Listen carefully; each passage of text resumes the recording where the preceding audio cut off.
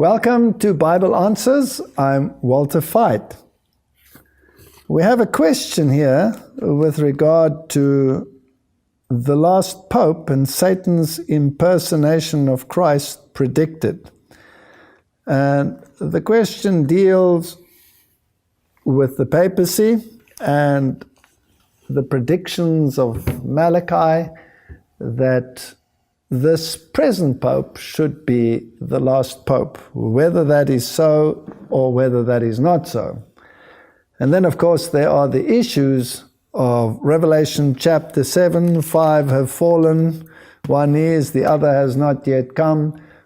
Does this refer to a literal sequence of popes since the reinstatement of the Vatican State?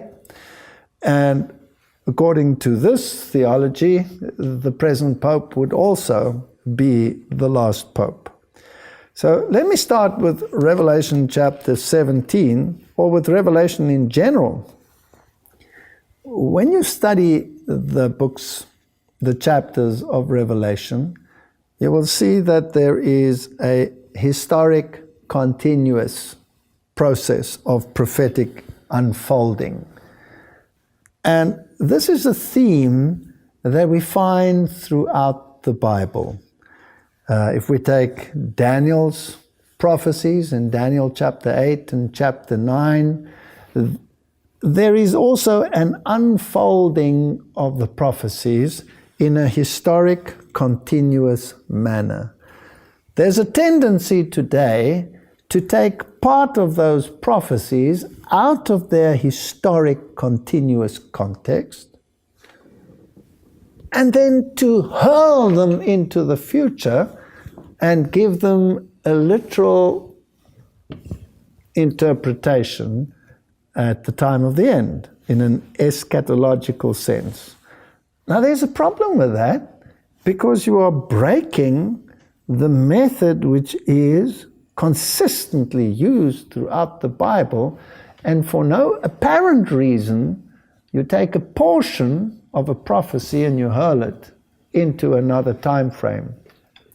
Now, if that applies to Daniel chapter 8 and 9, then it must apply to Revelation chapter 17 as well. So when the Bible talks about these kingdoms that follow one upon the other, and then suddenly we want to take a portion of the prophecy and make it literal and apply it only to the end times and make it literal popes, then we're actually also breaking that rule and bringing in an element of futurism. So how do we solve this impasse? If we stick with the historic continuous, then you have successive kingdoms coming one after the other. And in the end, you have a kingdom which receives a wound, disappears, has a is stage, a is not stage, rises again. And in fact, there are a number of DVDs that you could watch. One of my own ones on this issue is A Woman Rides the Beast. And that deals with these issues. Now, is this one the last Pope? If I had to say yes, categorically yes, then I would also be dabbling in this futuristic interpretation where I've taken a portion of a prophecy and made it literal. Don't get me wrong, I would love it if this were the last Pope, and I certainly hope that those who have this interpretation are absolutely right. But what if it fails? If I am rooted in historic continuous interpretation, it wouldn't shatter my hopes, it wouldn't shatter my theological picture, and I'd be no worse off than I was before. If I, however, make them literal and things don't turn out as I would hope that they should turn out, then my faith could be in trouble. So I suggest we stick to the historic continuous interpretation, and we see how it pans out. If God in His mercy allows history to continue and there are more popes to come, then it wouldn't change the picture, because we're not bound by people or particular popes at a particular time. What we are bound by then is a prophetic scenario, an event orientation.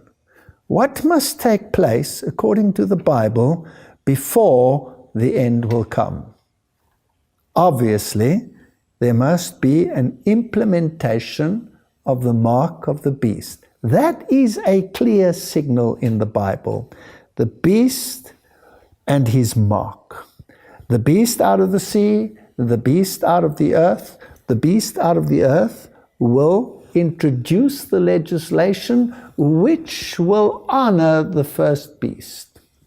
So the Protestant world will enact and enforce, together with the old world, legislation to bring about a decided decision. Are we standing with the commandments of God, or are we standing with the commandments of men? Are we going to acknowledge God as our Creator and our Redeemer by keeping the Sabbath, or are we going to acknowledge the authority of the Roman Catholic Church by keeping Sunday? Those are the issues that face us, and not whether this Pope or that Pope is reigning at a particular time. I hope that puts it in perspective. But as I said in the beginning, should they be right, I would be the first one to be overjoyed.